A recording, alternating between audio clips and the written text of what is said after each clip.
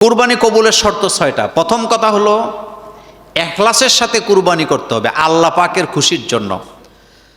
আল্লাহ রাব্বুল আলামিন বলছেন, ওমা উমিরু ইল্লা লিয়াবুদুল্লাহা মুখলিসিনা লাহুদ্দিন। তোমরা আল্লাহ পাকের আনুগত্য করো একনিষ্ঠভাবে।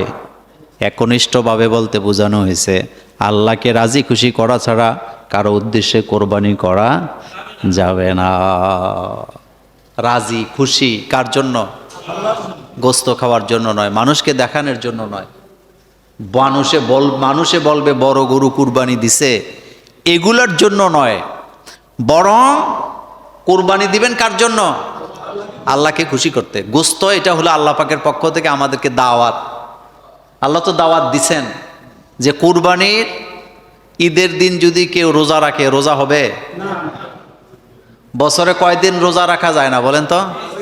5 দিন। মাশাআল্লাহ, আপনারা জানেন। তাইলে ওমা উমিরু ইল্লা লিয়াবুদুল্লাহ মুখলিসিনা লাহুদ্দিন, ইখলাসের সাথে কি করতে হবে? গোলামি করতে হবে। হুনাফা ওয়া ইউকিমুস সালাতা ওয়া ইউতুজ যাকাত ওয়া যালিকা দীনুল কাইয়্যিমা। ইবাদত, নামাজ কায়েম, যাকাত, সঠিক দিন, এটাই হচ্ছে সঠিক দিন করতে হবে আল্লাহ পাকের জন্য। কুল ইন্না সলাতি ওয়া নুসুকি ওয়া মাহইয়ায়া ওয়া মামাতি লিল্লাহি রাব্বিল আলামিন। কার জন্য করতে হবে কুরবানি? 2 নাম্বার, কুরবানি করতে হবে রাসূল কারীম সাল্লাল্লাহু আলাইহি ওয়াসাল্লামের সুন্নাহ অনুযায়ী। রাসূল যেভাবে আদেশ করেছেন, রাসূল যেভাবে কুরবানি করেছেন সেভাবে করতে হবে। আমাদের দেশে একটা ভুল আছে, এই ভুলটা হলো আমরা অনেক সময় বলি অমুকের নামে কুরবানি।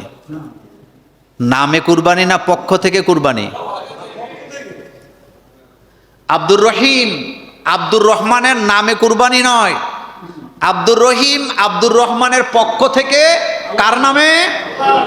এই কথাটা ব্রেনে রাখবেন। 7 জন আর 5 জন 6 জনে কুরবানি দেয়, নাম লিস্ট করে একেবারে অমুকের নাম, বাপের নাম, মানে আল্লাহ বোধহয় জানে না কে কুরবানি দিতেছে। আল্লাহ জানে নাকি জানে না? এই যে নাম লিখতেছেন, লেখে আবার হুজুরের হাতে ধরায়া দেয়, হুজুর আবার এটারে তেলাওয়াত করে। তেলাওয়াত করার মধ্যে দোষ নাই, কিন্তু দোষটা যেই জায়গায় সেটা হলো কোন ব্যক্তির নামে কুরবানি হয় না, কুরবানি হয় ব্যক্তির পক্ষ থেকে। কার নামে? আল্লাহ পাকের নামে। 3 নাম্বার, কুরবানি কবুলের শর্ত হলো হালাল টাকা দিয়ে কুরবানি দিতে হবে। গোশের টাকা পাইয়া বড় গরু কুরবানি দিছে, কুরবানি হবে না। হারাম টাকা, চান্দাবাজির টাকা, গোশের টাকা, সুদের টাকা দিয়ে যারা কুরবানি দিবে তাদের কুরবানি কবুল হবে না। আরেকটা কথা মনে রাখবেন, যে ব্যক্তি হারাম খায় তার কোনো ইবাদত কবুল হবে? এই লোক জান্নাতে যাইতে পারবে?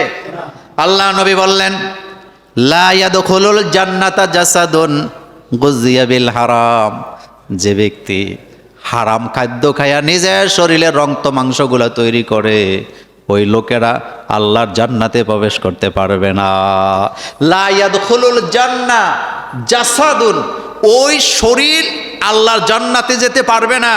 গুযিয়া বিল হারাম, যার খাদ্য ছিল হারাম, নিজের ছেলে মেয়ের রক্ত মাংস তৈরি করছে গোশের টাকা দিয়া, হারাম টাকা দিয়া, ওই দেহ আল্লাহর জান্নাতে যেতে পারবে না। কত বড় মারাত্মক কথা।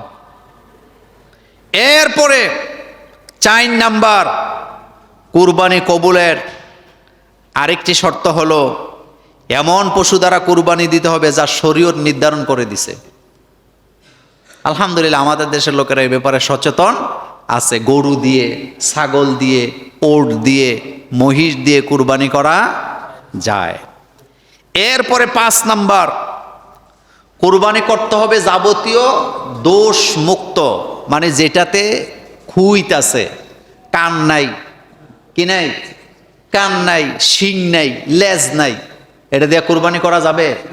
কিন্তু অর্থাৎ দোষমুক্ত ত্রুটিমুক্ত পশু দিয়ে যারা কুরবানি করলো তাদের কুরবানি আল্লাহর দরবারে কি কবুল হয়ে যায়। আচ্ছা বলেন তো, আমরা যে গরু কুরবানি করি এই কুরবানির গোশত, রক্ত, মাংস, পশম এগুলা কি আল্লাহর কাছে যায়? আল্লাহর কাছে কি যায়? তাকওয়া। বলেন কি যায়? আর তাকওয়াটা থাকে কোথায়? এখানে, এখানে। আর তাকওয়া হা হুনা। রাসূল বলছে তাকওয়াটা থাকে কোন জায়গায়? আপনি আল্লাহরে ভয় পান কি না পান এটা পাঞ্জাবি দিয়ে বোঝা যাবে না, এটা দাড়ি দিয়ে বোঝা যাবে না, এটা টুপি দিয়ে বোঝা যাবে, এটা বোঝা যাবে আপনার কর্মকাণ্ডে। কোরবানি করার পরে তাকওয়াটাই আল্লাহর কাছে কি যায়।